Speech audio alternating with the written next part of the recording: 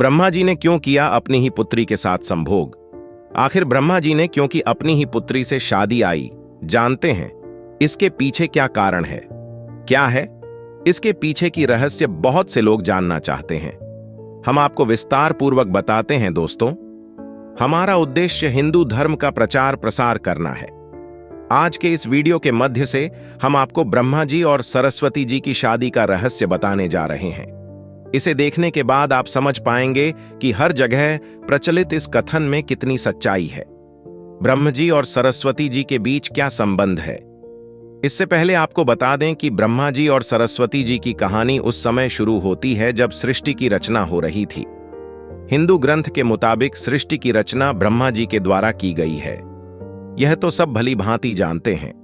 और इस ब्रह्मांड के पालनकर्ता के रूप में हम भगवान विष्णु को जानते हैं, साथ ही भगवान शंकर को सृष्टि के संहारक के रूप में जानते हैं। अब ब्रह्मा जी और सरस्वती जी की कहानी को समझने के लिए हमारे वीडियो के साथ अंत तक बने रहे। आपके मन में जो भी सवाल है उसका उत्तर आपको इस वीडियो में अवश्य मिल जाएगा। नंबर 1, आखिर क्यों ब्रह्मा जी ने अपनी पुत्री से विवाह किया? नंबर 2, सरस्वती जी ने ब्रह्मा को श्राप क्यों दिया?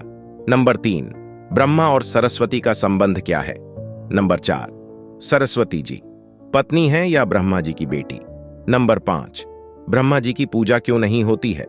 नंबर 6, ब्रह्मा जी की कितनी शादी हुई है? नंबर 7, सरस्वती जी ने ब्रह्मा जी को क्यों श्राप दिया था? इन सारे सवालों का जवाब मिलेगा। हिंदू धर्म में ब्रह्मा, विष्णु और महेश को सृष्टि के निर्माता, पालनहार और संहारक के रूप में जाना जाता है। लेकिन आपने देखा होगा कि पृथ्वी पर विष्णु जी और महेश जी की बहुत सारे मंदिर देखे होंगे, मगर सृष्टि के रचयिता ब्रह्मा जी के आपने कभी मंदिर नहीं देखे होंगे। पूरी पृथ्वी पर भगवान ब्रह्मा जी की मूर्ति केवल भारत के पुष्कर में है। कुछ लोगों का ऐसा मानना है कि भगवान ब्रह्मा की पूजा न होने का कारण माता सरस्वती से जुड़ा हुआ है। एक कथा के मुताबिक भगवान ब्रह्मा ने सरस्वती से शादी की थी, जो कि उनकी बेटी थी। इस वजह से भगवान ब्रह्मा की पूजा नहीं होती है। इसे अच्छे से समझने के लिए इस प्रश्न को विस्तार से प्रस्तुत किया।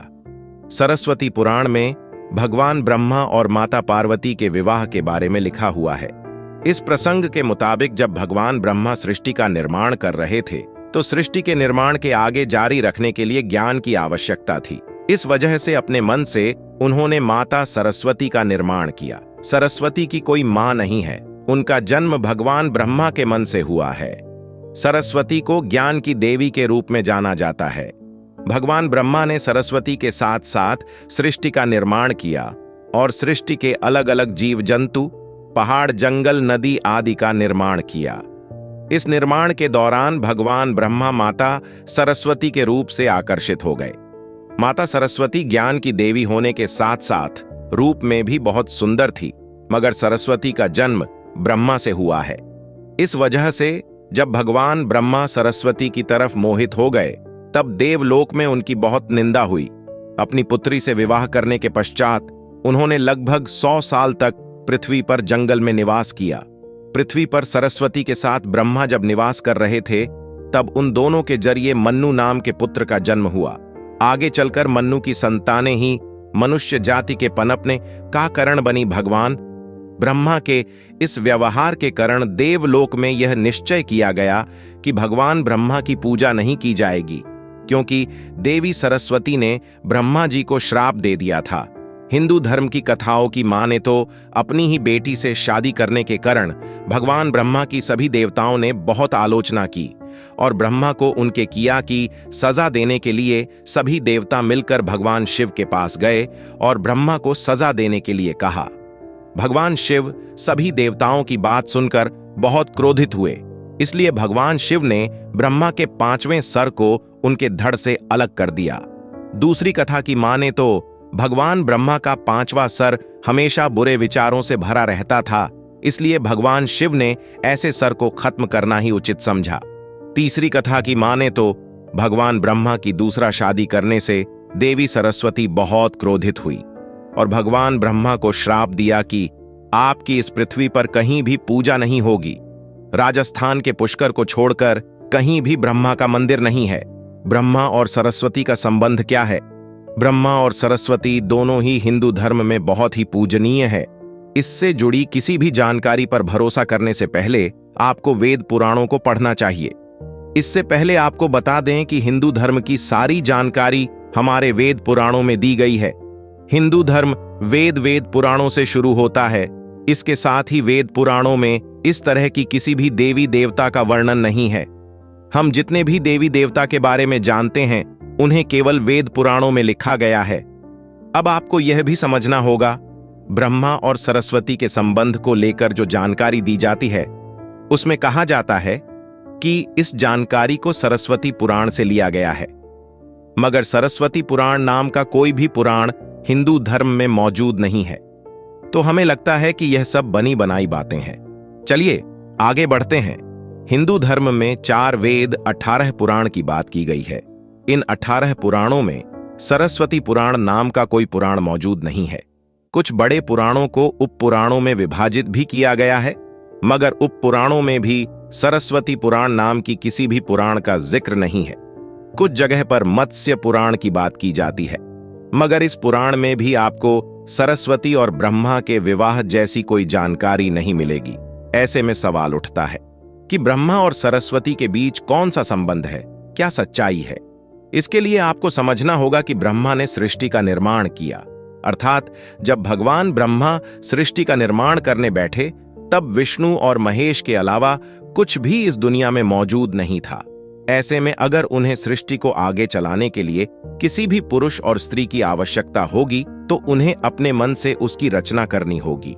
इसी वजह से भगवान ब्रह्मा में माता सरस्वती, नारद, मनोज, जामवंत, सक्संदन, सनातन और संत कुमार भृगु अत्तरी का जन्म अपने मन से किया और पृथ्वी को आगे संचालित करने के लिए धरती पर भेजा। इसने पृथ्वी पर ध्यान के संतुलन को बनाए रखना के लिए उन्होंने माता सरस्वती को अपने साथ रखा और साथ रहने वाली स्त्री को पत्नी का दर्जा दे दिया गया। अब आपके मन में यह सवाल होगा कि सरस्वती पत्नी है या ब्रह्मा की बेटी? तो यह सवाल आना ही चाहिए। अगर ब्रह्मांड में मौजूद हर चीज की रचना भगवान ब्रह्मा ने की है तो बेटी हो या पत्नी, दोनों की ही रचना भगवान ब्रह्मा के ही द्वारा संभव थी। भगवान ब्रह्मा को अगर किसी के साथ विवाह करना था तो इसके लिए भी उन्हें किसी का निर्माण अपने मन से करना पड़ता और उनके मन से उत्पन्न होने के कारण उनका रिश्ता बेटी की तरह भी लगाया जाता है। हालांकि सृष्टि का निर्माण होने के बाद अलग अलग घटनाओं के कारण ब्रह्मा का विवाह 5 बार हुआ था। इस वजह से उनकी कुल 5 पत्नियां थीं, जिसमें सरस्वती, सावित्री, गायत्री, श्रद्धा, मेधा है। आइए जानते हैं कि ब्रह्मा जी की पूजा क्यों नहीं होती है। आपने पृथ्वी पर बहुत सारे मंदिर देखे होंगे। हिंदू धर्म की अलग अलग मंदिरों में आपने अक्सर भगवान विष्णु या भगवान शंकर के मंदिर को देखा होगा। आपने कभी भी भगवान ब्रह्मा के मंदिर को नहीं देखा होगा। ऐसे में आपको बता दें कि राजस्थान के पुष्कर में भगवान ब्रह्मा का एक मंदिर है। वह मंदिर 3 झील से घिरा हुआ है और माना जाता है कि यह भगवान ब्रह्मा के कमल से बना है। प्रचलित कथा के मुताबिक सृष्टि का निर्माण करने के बाद एक राक्षस ने धरती पर खूब उत्पात मचाया था। जब इस राक्षस ने भगवान ब्रह्मा को बुरा भला कहा था तब ब्रह्मा जी ने राक्षस का वध कर दिया और इस दौरान उनके कमल के 3 पत्तियां धरती पर आकर गिर गईं, जिसकी बूंद बूंद से झील बन गई। आज यह स्थान भारत में पुष्कर नाम से जाना जाता है और उन 3 झील को व्यवस्था, मध्य और कनिष्ठ पुष्कर कहा जाता है। इन जिलों के निर्माण के कारण वहां पर एक यज्ञ करवाने का निश्चय किया गया। इस यज्ञ में साक्षात भगवान ब्रह्मा बैठने आए थे, लेकिन हिंदू धर्म में पूजा पाठ में पति को पत्नी के साथ बैठना होता है। उस समय भगवान ब्रह्मा की पत्नी सावित्री थी, मगर उन्हें आने में काफी विलंब हो रहा था। बहुत देर इंतजार करने के बाद पूजा का मुहूर्त खत्म होने से बचने के लिए भगवान विष्णु ने एक सुझाव रखा कि ब्रह्मा जी की शादी इसी पूजा के दौरान कर दी जाए। इस विचार पर सहमति दिखाते हुए भगवान नारद ने गायत्री नाम की एक स्थानीय स्त्री को भगवान ब्रह्मा के साथ विवाह करने के लिए मना लिया। जब इन दोनों का विवाह हुआ और यज्ञ में भगवान ब्रह्मा गायत्री के साथ बैठकर पूजा संपन्न किया, तभी वहां माता सावित्री आ गई और वह पूरी गतिविधि पर खूब क्रोधित हुई। उन्होंने इस क्रोध में आकर भगवान ब्रह्मा को श्राप दिया कि धरती पर उनकी पूजा कभी नहीं की जाएगी। इसके बाद उन्होंने नारद को शादी के लिए स्त्री की खोज कर लाने के कारण श्राप दिया कि नारद आजीवन कुंवारे रहेंगे। तो ब्रह्मा जी को 2 श्राप मिला, एक तो माता सरस्वती ने दिया और दूसरा माता सावित्री ने। जब माता सावित्री को पता चला कि यह विचार भगवान विष्णु ने प्रकट किया था तो उनके श्राप से वह भी बच नहीं पाए। माता सावित्री ने भगवान विष्णु को श्राप दिया कि वह अपनी पत्नी के वियोग में सालों तड़पते रहेंगे। इसी श्राप के कारण भगवान विष्णु का जन्म राम अवतार में हुआ और भगवान राम को माता सीता की खोज में भटकना पड़ा। इसके बाद जब माता सावित्री का क्रोध कुछ कम हुआ तब उन्होंने भगवान ब्रह्मा पर दया दिखाते हुए कहा कि उनकी पूजा धरती पर केवल पुष्कर में ही हो सकती है। इसके बाद भगवान ब्रह्मा के इस व्यवहार से आहट होकर वह पुष्कर के समीप रत्नागिरी नाम के पहाड़ पर चली गई और हमेशा के लिए तपस्या में लीन हो गई। आज भी रत्नागिरी पहाड़ पर माता सावित्री का मंदिर और उसके ठीक नीचे 3 झील के बीच बसा पुष्कर का ब्रह्मा मंदिर मौजूद है। इतिहासकारों के मुताबिक आचार्य शंकराचार्य के द्वारा सन 711 में यहां भगवान ब्रह्मा की मूर्ति की स्थापना की गई थी। उससे पहले यहां बिना मूर्ति की पूजा होती थी। दोस्तों, भगवान ब्रह्मा और माता सरस्वती की यह कथा आपको कैसी लगी हमें कमेंट करके अवश्य बताएं। और कथा अच्छी लगी है तो वीडियो को लाइक और चैनल को सब्सक्राइब अवश्य करें।